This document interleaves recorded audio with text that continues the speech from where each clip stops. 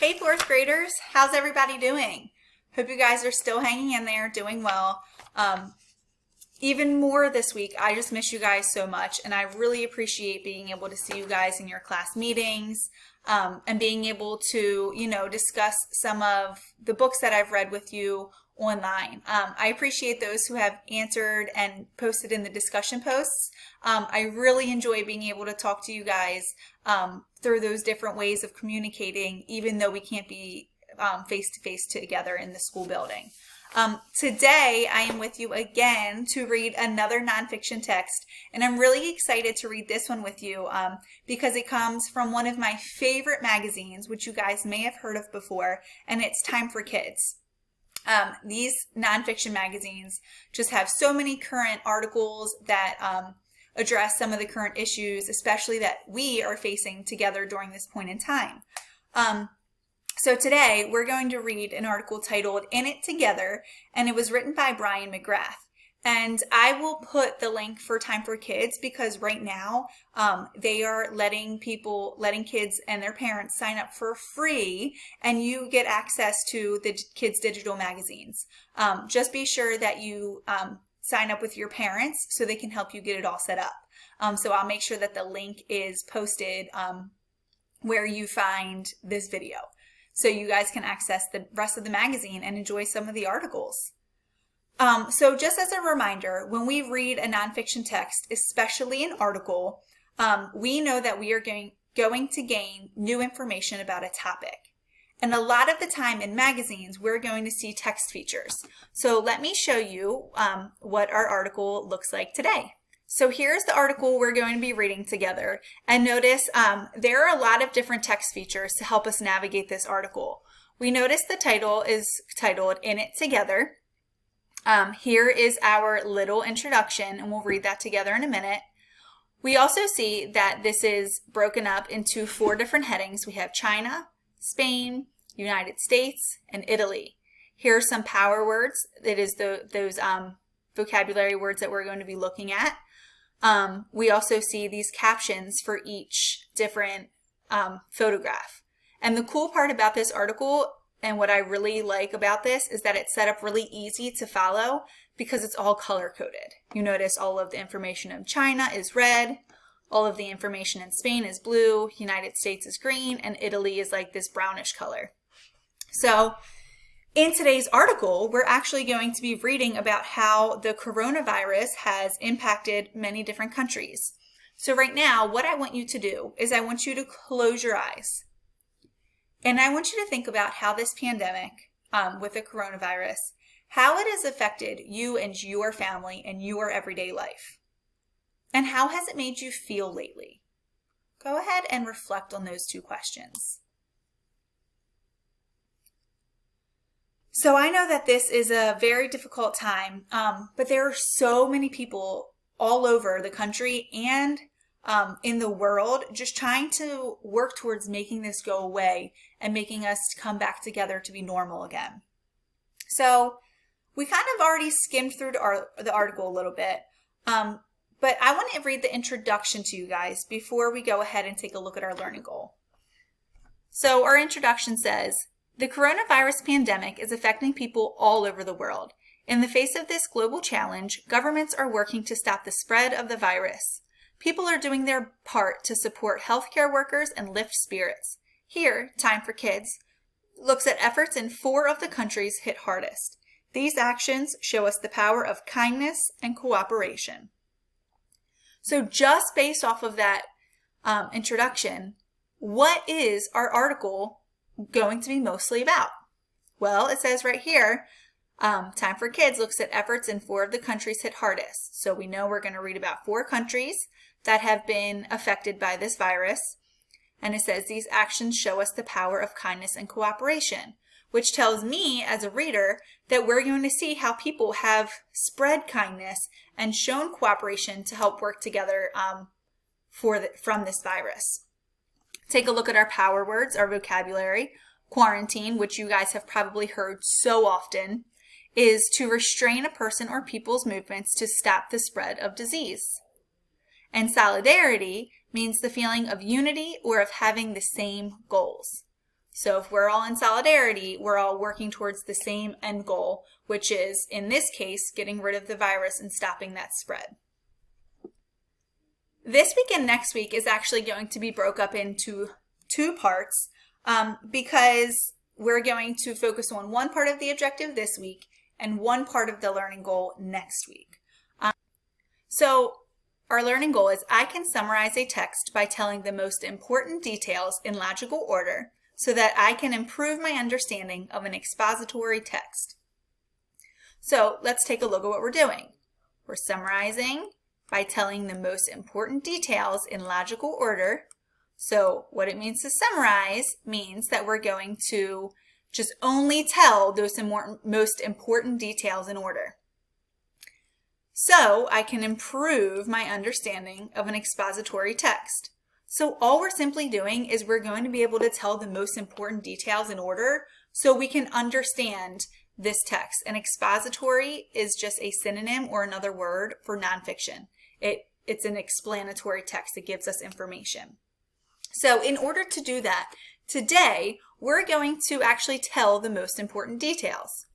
If we need to summarize in the end, the first thing we need to do is to read and come up with the main idea and important details.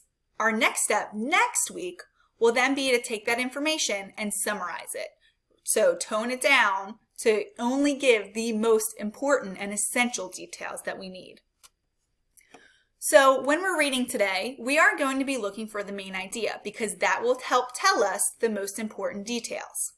So remember, the main idea is the most important idea about a topic.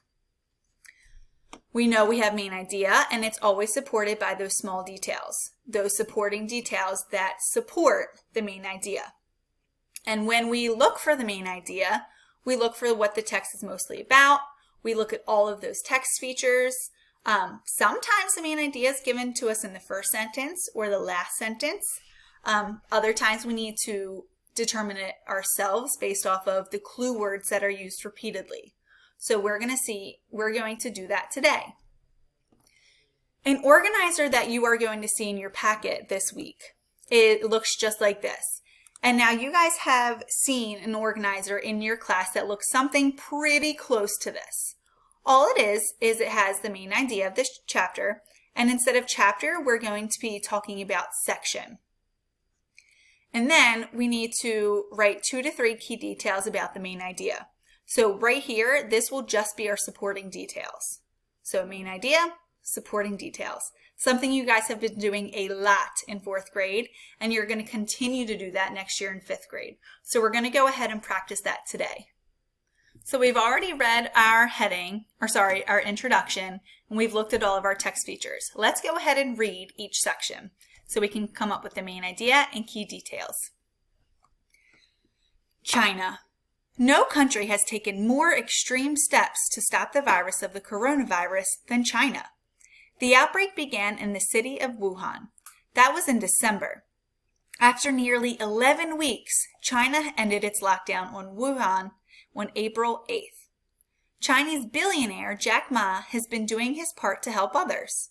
He has sent supplies to people in Iran, Italy, Japan, and other countries. In March, he donated 500,000 test kits and 1 million masks to the U.S. Speedy and accurate testing and adequate personal protective equipment for medical professionals are most effective in preventing the spread of the virus, Ma said in a statement.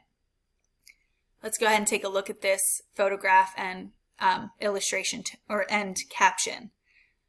It says, checking in. A volunteer registers an elderly person at a hospital for COVID-19 patients in Beijing, China. So if we stop to think about this section, what was this mostly about? What was the main idea? Well, if I'm thinking, it kind of tells us in this first sentence what this whole section is about. And it says no country has taken more extreme steps to stop the spread of the coronavirus than China. So if I had to put that into my own words, the main idea is that China has taken extreme steps to stop the virus. So I'm going to enter that right into our main idea. So let me make that a little bit smaller. So China has taken extreme steps to stop the spread of the virus.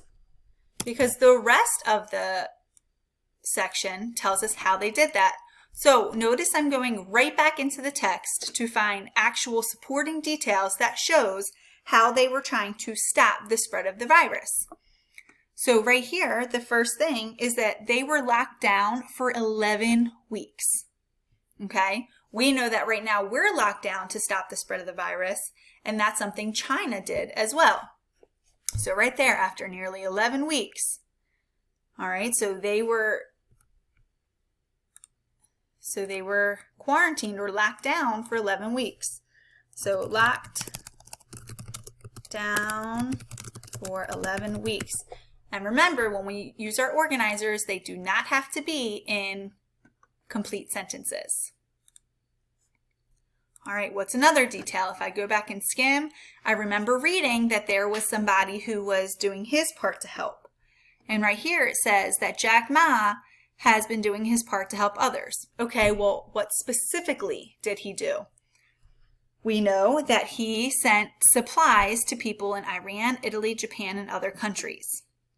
Is that something that helped to stop the spread of the virus? Yes, that's a supporting detail. So I can include that in my organizer too. So I can say Jack Ma sent supplies to people in other countries to help. All right, so that shows how they have taken steps.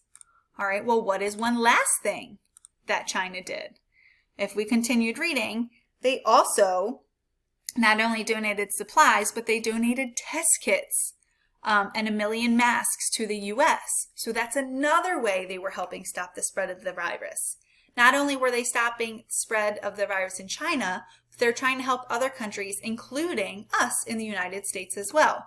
So that's something that I can include for a supporting detail. They also donated 500,000 test kits and 1 million masks. Okay, so I'm going to include that as our third supporting detail.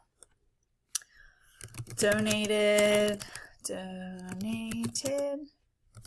500,000 test kits, and what was it? I want to make sure I have the right detail. Oh, and 1 million masks. And 1 million masks to the United States.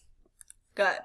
So that's how China was helping stop the spread of the virus. Let's see what the main idea of our next section about Spain is.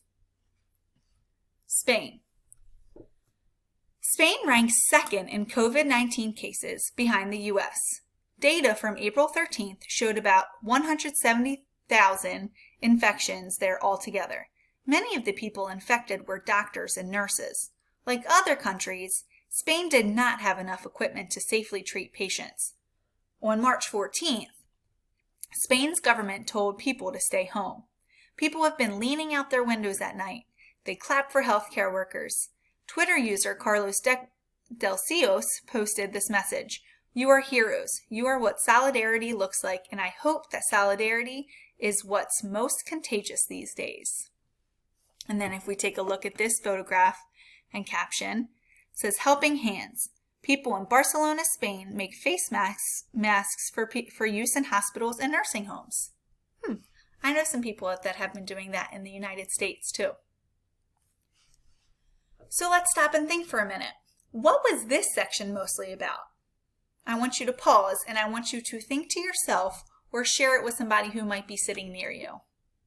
When I was thinking about what this section was mostly about, I know that Spain has a high number of cases, but even though they had such high numbers, they were still trying to stop that spread. So it would mention that they were really high, but still were trying to prevent that spread because it was saying that they were second, they were behind the U.S., and then the rest of this section tells us what they were doing, just like they did in the first section. So if I were to go to write this main idea, we can say Spain has a high number of cases, but people are still trying to stop the spread of the virus. So let's go back and find some of those key details that support that. If we go back, what are some things that show that they had high numbers and they tried to prevent the spread? We know here that many people were infected, like doctors and nurses. That shows that there were a high number of cases and that a lot of people were getting infected. So many people, including doctors and nurses, were infected. All right, so what's something that they may have done to try to stop the spread? Well, if we look here, they told people to stay home. We also know that part of why they were second in the country is that they don't have enough equipment to safely treat patients. And we also know people are clapping out their windows, but does that really help stop the spread? No, so that's not an important detail. However, if we know that Spain did not have enough equipment to safely treat patients, that does support that they have a high number of cases. So we can include that as a key detail. Not enough equipment for sick people. And we also know that as we were reading, it said Spain's government told people to stay home. So that's a way they were stopping the spread. That could be a key detail. So that supports, that supports our main idea too. So government told people to stay home. So those are our supporting details for this main idea. Let's read our last two sections.